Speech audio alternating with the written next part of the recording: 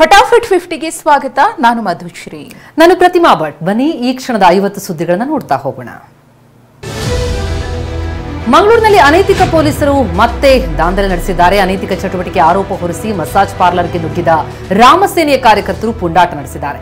ಮಂಗಳೂರಿನ ಬಿಜೈ ಬಳಿಯ colours unisex salon ಹಾಗೂ ಮಸಾಜ್ ಪಾರ್ಲರ್ಗೆ ನುಗ್ಗಿದ 12 ಮಂದಿ ಮಸಾಜ್ ಸೆಂಟರ್ನ ಗಾಜಿನ ಪುಡಿಗೈದು ಅಟ್ಟಹಾಸ ಮೆರೆದಿದ್ದಾರೆ. ದಾಳಿಯನ್ನ ತಮ್ಮ ಸಂಘಟನೆಯ ಸದಸ್ಯರೇ ನಡೆಸಿದ್ದು ಎಂದು ಒಪ್ಪಿಕೊಂಡಿರುವ ರಾಮಸೇನೆ ಸಂಸ್ಥಾಪಕ ಪ್ರಸಾದ್ ಅತ್ತಾವರ್ ಮಸಾಜ್ ಸೆಂಟರ್ನಲ್ಲಿ ಡ್ರಗ್ಸ್ ನೀಡಿ 16-17 ವರ್ಷದ ಯುವತಿಯರನ್ನ ಬಳಸಿ ವೇಶ್ಯಾವಾಟಿಕೆ ನಡೆಸ್ತಾ ಇದ್ರು. ನಮ್ಮ ಕಾರ್ಯಕರ್ತನ ಸಂಬಂಧಿ ಯುವತಿ ಇದರಲ್ಲಿ ಸಿಲುಕಿದ್ದಾಳೆ. ಹೀಗಾಗಿ ಖಚಿತ ಮಾಹಿತಿಯ ಮೇರೆಗೆ ದಾಳಿ ನಡೆಸಿದ್ದೇವೆ ಅಂತ ಹೇಳಿದ್ದಾರೆ. ಮಂಗಳೂರಿನ ಮಸಾಜ್ ಸೆಂಟರ್ ಮೇಲೆ ದಾಳಿ ಪ್ರಕರಣಕ್ಕೆ ಸಂಬಂಧಪಟ್ಟಂತೆ ರಾಮಸೇನೆ ಸಂಸ್ಥಾಪಕ ಪ್ರಸಾದ್ ಅತ್ತಾವರ್ ಅವರನ್ನ ಪೊಲೀಸರು ಅರೆಸ್ಟ್ ಮಾಡಿದ್ದಾರೆ. ರಾಮಸೇನೆ ದಾಳಿ ಬೆನ್ನಲ್ಲೇ ಸ್ಥಳಕ್ಕಾಗಮಿಸಿದ ಪೊಲೀಸರು ಪರಿಶೀಲಿಸಿದ್ರು. ಬಳಿಕ ಪ್ರಸಾದ್ ಅತ್ತಾವರ್ ಸೇರಿ 9 ಮಂದಿಯನ್ನು ಅರೆಸ್ಟ್ ಮಾಡಿದ್ದಾರೆ.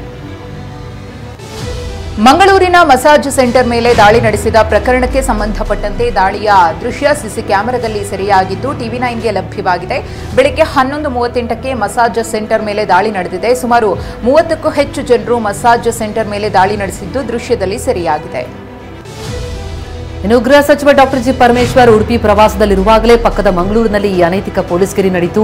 ಮಸಾಜ್ ಪಾರ್ಲರ್ಗೆ ನುಗ್ಗಿ ದಾಂಧಲೆ ನಡೆಸಲಾಗಿದ್ದು, ಈ ಬಗ್ಗೆ ಪ್ರತಿಕ್ರಿಯಿಸಿರುವ ಪರಮೇಶ್ವರ್, ದಾಳಿ ಮಾಡಿದವರನ್ನ ತಕ್ಷಣ ಬಂಧಿಸುವಂತೆ ಸೂಚನೆ ಕೊಟ್ಟಿದ್ದೇನೆ. ಯಾರೂ ಕೂಡ ಕಾನೂನು ಕೈಗೆತ್ತಿಕೊಳ್ಳಬಾರದು. ಆರೋಪಿಗಳ ವಿರುದ್ಧ ಕ್ರಮ ಕೈಗೊಳ್ಳುತ್ತೇವೆ ಎಂದರು. ಶ್ರೀರಾಮುಲುಗೆ ಬಿಜೆಪಿ ರಾಜ್ಯಾಧ್ಯಕ್ಷ ಸ್ಥಾನ ನೀಡುವಂತೆ ಸಾಮಾಜಿಕ ಜಾಲತಾಣದಲ್ಲಿ ಅಭಿಮಾನಿಗಳು ಅಭಿಯಾನ ಶುರು ಮಾಡಿದ್ದಾರೆ. 163 ಕ್ಷೇತ್ರಗಳಲ್ಲಿ ಸುತ್ತಾಡಿ ರಾಮುಲು ಪಕ್ಷಕ್ಕಾಗಿ ಕೆಲಸ ಮಾಡಿದ್ದಾರೆ. ರಾಮುಲುಗೆ ಬಿಜೆಪಿ ರಾಜ್ಯಾಧ್ಯಕ್ಷ ಸ್ಥಾನ ನೀಡದಿದ್ರೆ ಎಸ್ಟಿ ಸಮುದಾಯ ದೂರ ಉಳಿಯುತ್ತೆ ಅಂತ ಎಚ್ಚರಿಸಿದ್ದಾರೆ. ರಾಮುಲು ಬಗ್ಗೆ ಹೈಕಮಾಂಡ್ ಬಳಿ ಚಾಡಿ ಹೇಳಿಲ್ಲ ಅಂತ ಜನಾರ್ದನ ರೆಡ್ಡಿ ಪ್ರತಿಕ್ರಿಯಿಸಿದ್ದಾರೆ. ಬಂಗಾರು ಹನುಮಂತಗೆ ಟಿಕೆಟ್ ಕೊಡಿಸಿದ್ದು ನಾನಲ್ಲ. ಉಪಚುನಾವಣೆಯಲ್ಲಿ ಯಾಕೆ ಸೋಲಾಗಿದೆ ಗೊತ್ತು. ಯಾವ ವರಿಷ್ಠರ ಬಳಿಯೂ ನಾನು ದೂರು ಕೊಟ್ಟಿಲ್ಲ. ಯಾವ ವರಿಷ್ಠರ ಬಳಿಯೂ ನಾನು ದೂರನ್ನ ನೀಡಿಲ್ಲ ಅನ್ನೋದನ್ನ ಮತ್ತೆ ಪುನರುಚ್ಚರಿಸಿದ್ದಾರೆ. ಸತೀಶ್ ಜಾರಕಿಹೊಳಿ ಮಣಿಸಲು ರಾಮುಲು ಜೊತೆ ಮಾತುಕತೆ ನಡೆದಿದೆ ಅಂತ ಸಚಿವ ಜನಾರ್ದನ ರೆಡ್ಡಿ ಹೊಸ ಬಾಂಬ್ ಸಿಡಿಸಿದ್ದಾರೆ. ರಾಮುಲು ಕೋಪಕ್ಕೆ ಡಿಕೆ ಶಿವಕುಮಾರ್ ಲಿಂಕ್ ಕೊಟ್ಟ ರೆಡ್ಡಿ ಹೇಗಾದ್ರೂ ಸತೀಶ್ ಮಣಿಸಲು ಶ್ರೀರಾಮುಲು ಅವರನ್ನ ಕರೆತಿದ್ದಾರೆ ಅಂತ ಹೇಳಿದ್ದಾರೆ. ಮೂಡಾ ನಿವೇಶನಗಳ ಹಂಚಿಕೆಯಲ್ಲಿ ಅಕ್ರಮ ಆರೋಪ ಪ್ರಕರಣಕ್ಕೆ ಸಂಬಂಧಪಟ್ಟಂತೆ ಲೋಕಾಯುಕ್ತ ವರದಿಯಲ್ಲಿ ಸಿಎಂ ಮತ್ತವರ ಪತ್ನಿಗೆ ಕ್ಲೀನ್ ಚಿಟ್ ಕೊಡಲಾಗಿದೆ.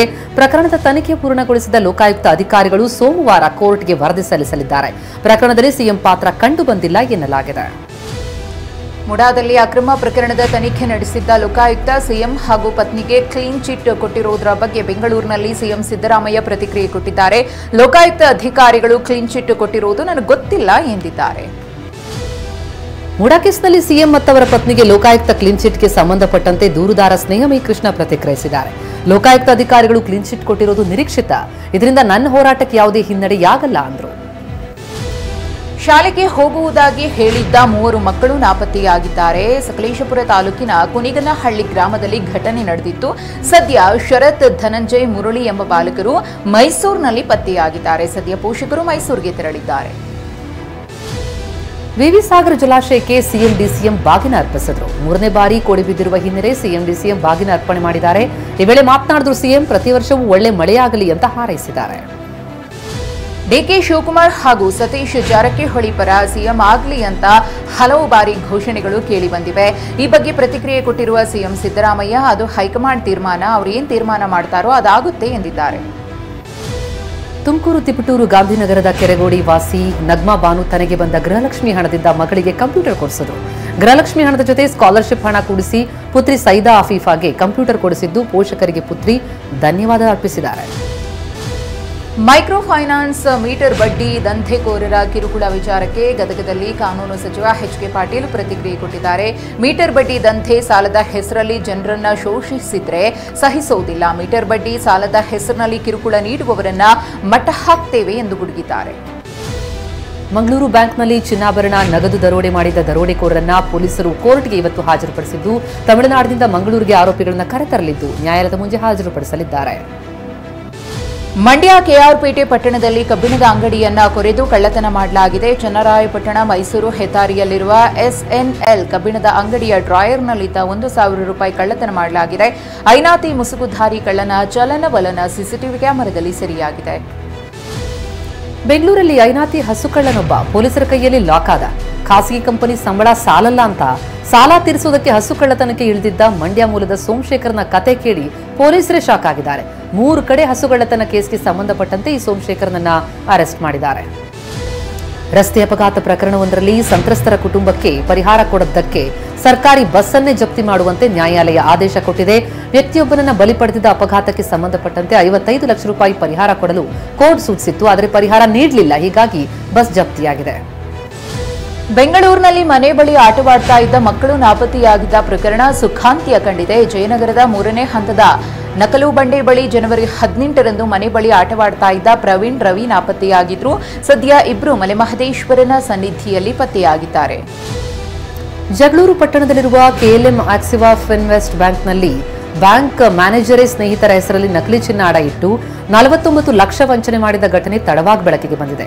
ಜಗಳೂರು ಪಟ್ಟಣದ ಅರವಿಂದ್ ರೆಡ್ಡಿ ಎಂಬಾತನ ವಿರುದ್ಧ ಈ ಆರೋಪ ಕೇಳಿಬಂದಿದೆ. ದಕ್ಷಿಣ ಕನ್ನಡದ ವಿಟ್ಲಾದಲ್ಲಿರುವ ಐತಿಹಾಸಿಕ ಪಂಚಲಿಂಗೇಶ್ವರ ದೇವರ ರಥೋತ್ಸವದ ವೇಳೆ ಅವಾಂತರವೊಂದು ನಡೆದು ಹೋಗಿದೆ. ರಥ ಏರ್ತಾ ಇದ್ದ ವೇಳೆ ಪಂಚಲಿಂಗೇಶ್ವರ ದೇವರ ಉತ್ಸವ ಮೂರ್ತಿಗೆ ಡ್ರೋನ್ ಬಡಿದಿದೆ. ಡ್ರೋನ್ ಆಪರೇಟರ್ ಹುಚ್ಚಾಟದ ವಿರುದ್ಧ ಸಾರ್ವಜನಿಕರು ಆಕ್ರೋಶ ವ್ಯಕ್ತಪಡಿಸಿದ್ದಾರೆ. ದಾವಣಗೆರೆ ಎಸ್ಎಸ್ ಪಬ್ಲಿಕ್ ಸ್ಕೂಲ್ನಲ್ಲಿ ವಿಶೇಷ ಚುನಾವಣೆ ನಡೆಯಿತು. ಮಕ್ಕಳು ಶಿಕ್ಷಕರು ಸೇರಿ ಇವಿಎಂ ತಯಾರಿಸಿ ಮತ ಚಲಾಯಿಸಿದರು. ಮಕ್ಕಳಿಗೆ ಚುನಾವಣೆ ಪ್ರಜಾಪ್ರಭುತ್ವದ ಪ್ರಾಯೋಗಿಕ ಪಾಠ ಹೇಳೋದಕ್ಕೆ ಶಿಕ್ಷಕರು ಈ ಪ್ರಯೋಗ ಮಾಡಿದರು. ಕೇಂದ್ರ ರೈಲ್ವೆ ಖಾತೆ ರಾಜ್ಯ ಸಚಿವ ವಿ ಸೋಮಣ್ಣ ಕುಂಭಮೇಳಕ್ಕೆ ಭೇಟಿ ನೀಡಿದ್ದಾರೆ. ಪ್ರಯಾಗ್ರಾಜ್ನಲ್ಲಿ ನಡೀತಾ ಇರುವ ಕುಂಭಮೇಳಕ್ಕೆ ಪತ್ನಿ ಜೊತೆ ವಿ ಸೋಮಣ್ಣ ಆಗಮಿಸಿದ್ರು.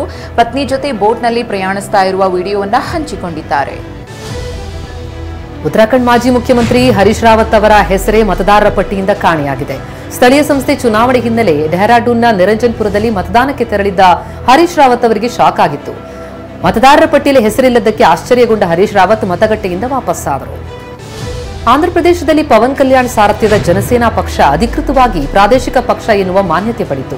ಕೇಂದ್ರ ಚುನಾವಣಾ ಆಯೋಗ ಗಾಜಿನ ಗ್ಲಾಸಿನ ಚಿಹ್ನೆಯನ್ನು ಕೂಡ ಕೊಟ್ಟಿದೆ. 2014ರಲ್ಲಿ ಜನ್ಮ ತಾಳಿದ ಜನಸೇನಾ ಪಕ್ಷವನ್ನ ರಾಜಕೀಯ ಪಕ್ಷ ಅಂತ ಪರಿಗಣಿಸಲಾಗಿದೆ. ಈ ವಿಚಾರವನ್ನು ಜನಸೇನಾ ಪಕ್ಷ ಸಾಮಾಜಿಕ ಮಾಧ್ಯಮ ಎಕ್ಸ್ನಲ್ಲಿ ಹಂಚಿಕೊಂಡಿದೆ. ರೇಣುಕಾಸ್ವಾಮಿ ಕೊಲೆ ಕೇಸ್ನಲ್ಲಿ ಬೇಲ್ ಮೇಲೆ ಹೊರಗಿರುವಂತಹ ಆರೋಪಿ ದರ್ಶನ್ಗೆ ನಾಳೆ ಮಹತ್ವದ ದಿನ. ದರ್ಶನ್ ಜಾಮೀನು ರದ್ದು ಕೋರಿ ಸಲ್ಲಿಸಿದ್ದ ಅರ್ಜಿ ವಿಚಾರಣೆ ನಾಳೆ ಸುಪ್ರೀಂ ಕೋರ್ಟ್ನಲ್ಲಿ ನಡೆಯಲಿದೆ. ನಿಯಮ ಉಲ್ಲಂಘಿಸಿ ಹಾಸನ ಸಕಲೇಶಪುರ ತಾಲೂಕಿನ ಗವಿಗುಡ್ಡದ ಅರಣ್ಯದಲ್ಲಿ ಕಾಂತಾರ 2 ಚಿತ್ರೀಕರಣ ಮಾಡಲಾಯಿತು ಎನ್ನುವ ಆರೋಪ ಕೇಳಿಬಂದಿತ್ತು. ಆದರೆ ಯಾವುದೇ ನಿಯಮ ಉಲ್ಲಂಘನೆಯಾಗಿಲ್ಲ ಅಂತ ಸ್ಥಳ ಪರಿಶೀಲಿಸಿ ಸಕಲೇಶಪುರ ಎಸಿಎಫ್ ಯಸಲೂರು ಆರ್ಎಫ್ಒ ವರದಿ ಕೊಟ್ಟಿದ್ದಾರೆ. ಚೆಕ್ ಬೌನ್ಸ್ ಕೇಸ್ನಲ್ಲಿ ಬಾಲಿವುಡ್ ನಿರ್ದೇಶಕ ರಾಮ್ಗೋಪಾಲ್ ವರ್ಮಾಗೆ 3 ತಿಂಗಳ ಜೈಲು ಶಿಕ್ಷೆ ವಿಧಿಸಲಾಗಿದೆ. ಕಳೆದ 7 ವರ್ಷಗಳಿಂದ ಪ್ರಕರಣದ ವಿಚಾರಣೆ ನಡೀತಾ ಇದ್ದು ಮುಂಬೈನ ಮ್ಯಾಜಿಸ್ಟ್ರೇಟ್ ಕೋರ್ಟ್ ರಾಮ್ಗೋಪಾಲ್ ವರ್ಮಾ ತಪ್ಪಿತಸ್ಥ ಎಂದು ತೀರ್ಪು ನೀಡಿದೆ. 4 ಸೆಲೆಬ್ರಿಟಿಗಳಿಗೆ ಇಮೇಲ್ ಮೂಲಕ ಜೀವ ಬೆದರಿಕೆ ಹಾಕಲಾಗಿದೆ. ಹಾಸ್ಯಗಾರ ಕಪಿಲ್ ಶರ್ಮಾ, ನಟ ರಾಜ್ಗೋಪಾಲ್ ಯಾದವ್, ನೃತ್ಯ ನಿರ್ದೇಶಕ ರಿಮೋ ಡಿಸೋಜಾ ಹಾಗೂ ಗಾಯಕಿ ಹಾಸ್ಯಗಾರ್ತಿ ಸುಗಂಧಾ ಮಿಶ್ರಾಗೆ ಬೆದರಿಕೆ ಹಾಕಲಾಗಿದ್ದು, ಈ ಬೆದರಿಕೆಯನ್ನು ಗಂಭೀರವಾಗಿ ಪರಿಗಣಿಸದೇ ಹೋದರೆ ಪರಿಣಾಮ ಎದುರಿಸಬೇಕಾಗುತ್ತೆ ಅಂತ ಪಾಕಿಸ್ತಾನದ ಐಪಿ ವಿಳಾಸದಿಂದ ಇಮೇಲ್ ಕಳುಹಿಸಲಾಗಿದೆ. ಬಾಲಿವುಡ್ ನಟ ಸೈಫ್ ಅಲಿ ಖಾನ್ ಮೇಲೆ ದಾಳಿ ನಡೆದಿರುವುದನ್ನು ಮಹಾರಾಷ್ಟ್ರ ಸಚಿವ ನಿತೇಶ್ ರಾಣೆ ಪ್ರಶ್ನಿಸಿದ್ದಾರೆ. ಸೈಫ್ ಅಲಿ ಖಾನ್ ಮೇಲೆ ನಿಜಕ್ಕೂ ದಾಳಿ ನಡೆಯುತ್ತೆ? ಸೈಫ್ ಅಲಿ ಖಾನ್ ಮೇಲೆ ದಾಳಿ ನಡೆಸಲೆಂದೇ ಬಾಂಗ್ಲಾದೇಶದಿಂದ ಬಂದನೆ ಎಂದು ಪ್ರಶ್ನಿಸಿದ್ದಾರೆ. ವಿಪಕ್ಷದವರು ಕೇವಲ ಖಾನ್ಗಳ ಬಗ್ಗೆ ಮಾತನಾಡುತ್ತಾರೆ, ಹಿಂದೂ ನಟರ ಬಗ್ಗೆ ಮಾತನಾಡಲ್ಲ ಎಂದು ನಿತೇಶ್ ರಾಣೆ ಹೇಳಿದ್ದಾರೆ. ಪ್ರಯಾಗ್ರಾಜ್ ಮಹಾಕುಂಭ ಮೇಳದಲ್ಲಿ ರಾತ್ರೋರಾತ್ರಿ ಸೆನ್ಸೇಷನ್ ಸೃಷ್ಟಿಸಿದಂತಹ ಸರ ಮಾರಾಟಗಾರ್ತಿ ಮೊನಾಲಿಸಾ ಬೋನ್ಸ್ಲೆ ಸಹೋದರನ ಮೇಲೆ ಹಲ್ಲೆಯಾಗಿದೆ. ಮೊನಾಲಿಸಾ ವಾಸ್ತವ್ಯ ಹೂಡಿದ್ದ ಬಿಡಾರಕ್ಕೆ ಬಂದ ಗುಂಪೊಂದು ಬಲವಂತವಾಗಿ ಫೋಟೋ ತೆಗೆಸಿಕೊಂಡಿದೆ. ಈ ವೇಳೆ ತಡೆಯಲು ಬಂದ ಮೊನಾಲಿಸಾ ಸಹೋದರನ ಮೇಲೆ ಆ ಯುವಕರ ಗುಂಪು ಹಲ್ಲೆ ನಡೆಸಿದೆ ಅಂತ ಆರೋಪಿಸಲಾಗಿದೆ. ಭಾರತೀಯ ಕ್ರಿಕೆಟ್ ತಂಡದ ನಾಯಕ ರೋಹಿತ್ ಶರ್ಮಾ ಕಳಪೆ ಆಟ ದೇಶೀಯ ಪಂದ್ಯದಲ್ಲೂ ಮುಂದುವರೆದಿದೆ. ಜಮ್ಮು ಮತ್ತು ಕಾಶ್ಮೀರ ವಿರುದ್ಧ ರಣಜಿ ಪಂದ್ಯದಲ್ಲಿ ಕೇವಲ 3 ರನ್ ಗಳಿಸಿ ಔಟ್ ಆಗಿದ್ದಾರೆ. ಮುಂಬೈ ಪರ ಆಡ್ತಾ ಇರುವ ರೋಹಿತ್ 19 ಎಸೆತಗಳನ್ನು ಎದುರಿಸಿ 3 ರನ್ ಗಳಿಸಿ ವೇಗದ ಬೌಲರ್ ಉಮರ್ ನಜೀರ್ ಮಿರ್ಗೆ ಔಟ್ ಆಗಿದ್ದಾರೆ.